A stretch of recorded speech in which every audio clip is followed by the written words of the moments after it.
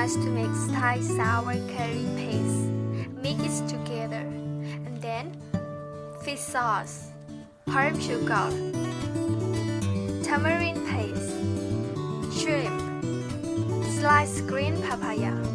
Boil the water and put Thai sour curry paste.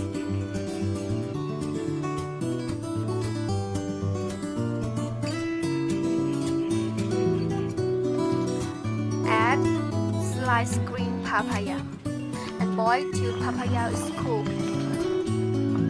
About 10 minutes. And then put tamarind paste.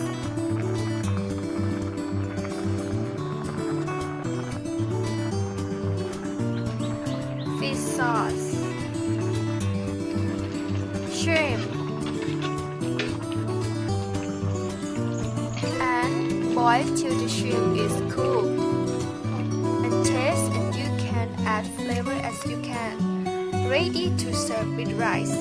Thank you for watching, everyone. Bye bye.